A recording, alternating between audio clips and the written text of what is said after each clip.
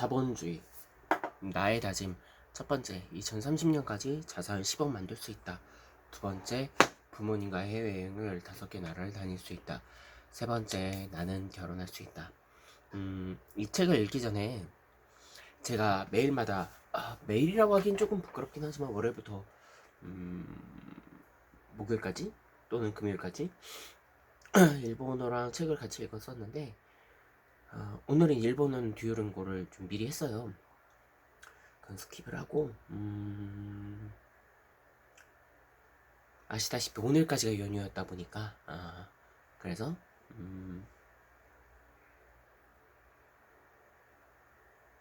조금 늦게 책을 읽었다는 점. 그리고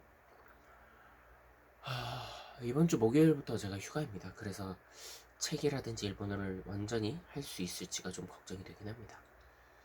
아무튼 잘해볼게요. 자본주의를 바꿔라. 2011년 9월 17일에 세계 자본주의 심장인 뉴욕의 월가 한복판이 1000여 명의 시위대가 모여들었다. 그들은 월가를 점령하는 구호 아래 금융자본의 탐욕을 자칫하고 양극화, 빈부격차 해소를 촉구하는 점거 시위를 벌였다. 월스트리트에서 위안부사서로 일했던 카란 칼슈아는 자신이 시위한 이유를 이렇게 설명했다. 이건 제가 살고 싶은 사회가 아니에요. 제가 원하는 사회는 모두가 여유로운 사회죠. 힘들면 힘들게 일하며 청구서 고지서를 내려고 두세 개 일을 하지 않아도 되는 곳이죠. 제가 살고 싶은 곳은 살기 위해 일하는 게 아니라 일하기 위해 사는 사회예요. 이러한 대중들의 분노는 사실 애초에 자본주의 탄생에서부터 잉태된 것이라고 볼 수 있다. 실업, 빈부격차, 불평등, 그리고 탐욕스럽게 변해버린 금융자본. 이 모두가 마르크스 케인스, 하이에크 등이 예견하고 문제를 즉시 해결하기 위해 노력했던 문제들이다. 하지만 우리가 사는 금융자본주의는 결코 행복해 보이지 않는다. 행복하기는커녕 수많은 사람들을 파산시키며 분노로 몰아가고 있다.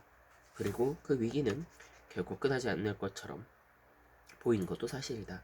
전문가들은 자본주의 현 단계에 대해서 다음과 같이 평가하고 있다. 자본주의는 가난한 사람들을 양산한 시스템을 만들었습니다. 근로자를 양산한 시스템이 아니라요. 월스트리트 시위는 금융위기에 대한 자연스러운 반응입니다. 실업률이 9%에 달하는 심각한 위기가 일어났는데 그 누구도 벌을 받지 않았다는 것이 문제죠. 아무도 교수형을 당하지 않습니다. 장기간 감옥에 들어간 사람들이 한 명도 없어요. 중요한 점은 금융계의 도덕성 결여입니다. 예전과 비교할 때 확실히 그렇습니다. 어떤 산업이든 그 어느 정도의 윤리적 틀이 필요합니다. 금융은 더 그렇죠. 그렇다면 이제 우리는 자본주의에서 희망을 발견하기 힘든 것일까? 소득은 계속해서 불평등해지고 약자들은 점점 소외될 운명일까? 그렇다면 우리는 자본주의를 버려야만 할까? 하지만 우리가 만나본 석학들 중 자본주의를 버려야 한다고 주장하는 사람은 단 한 명도 없었다. 그래도 실패한 공산주의를 다시 불러올 수도 없는 일이다. 방법은 하나, 고장난 자본주의를 고쳤을 수밖에 없는 것이다. 미국 로체스터 대학교 경제학과 스티븐 랜즈버그 교수의 이야기다. 겨우 200년 전 산업혁명 후 안정적으로 생활한 인구가 급격히 증가하는 현상이 나타났습니다. 상당수의 사람들은 가난에서 벗어나게 한 유일한 힘이 바로 자본주의입니다. 아무도 몇 가지는 수정이 되더라도 제발 유일하게 가능한 자본주의를 내다보지 않게 조심해야 합니다. 이제까지 많은 사상가들이 제시했던 자본주의 해법이 모두 실패했다면 이제 우리가 할 일은 다시 문제의 원인을 분석하고 보다 근본적인 해결책을 찾는 일이다. 그리고 이러한 과정을 통해서 정보도 시장도 아닌 자본주의를 이끌 새로운 주인을 찾아야 한다. 세계적인 석학들도 공통된 의견을 보이고 있다. 우리의 궁금증은 문제의 원인에 대한 것입니다. 잘못된 자원분배, 가난, 극단적인 임금격차, 선진국보다 개발이 미진한 나라들도 문제죠. 어떤 종류의 자본주의를 원하는지 물어야 해요. 아무도 자본주의를 완전히 버려야 한다고 생각하지 않을 거예요. 왜냐하면 다른 시스템이 작동하지 않는다는 증거가 있으니까요. 높은 생활 수준을 걱정한다면 말이죠. 심하게 규제맞는 통제권 자본주의를 원하는지 아니면 자유의지가 있는 가볍게 통제받는 자본주의를 원하는지에 달려있어요. 이 금융위기 원인을 찾는 논쟁은 아주 중요해요. 그렇다면 우리는 자본주의가 아닌 문제의 가장 본질적인 면으로 접근해야 한다. 그것은 바로 소득의 불균형에 대한 문제이다.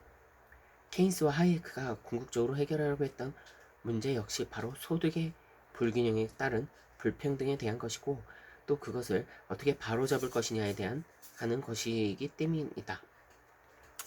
제가 읽었던 것 중에 아까 그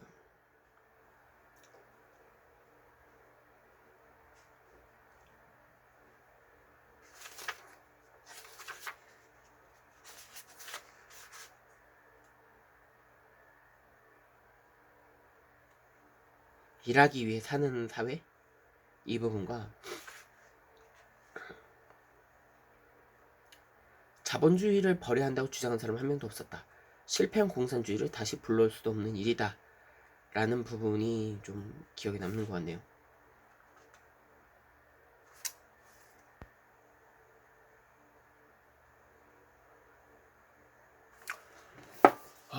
여러 가지로 좀 생각을 하게 되는 것 같아요. 자본주의가 실패했다고 전 생각하지 않습니다. 오히려 이를 통해서 배우게 된 사람들도 있고 여러 가지가 있겠죠.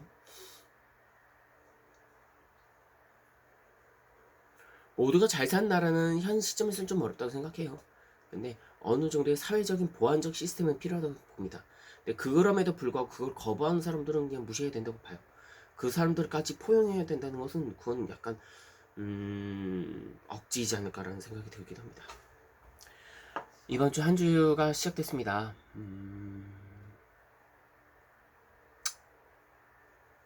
어렵네요. 그래도 뭐 잘 견디고 힘을 내야죠. 당신의 하루하루를 응원합니다. 내일도 책을 읽도록 노력하겠습니다. 그러면 내일 또 만나요. 안녕.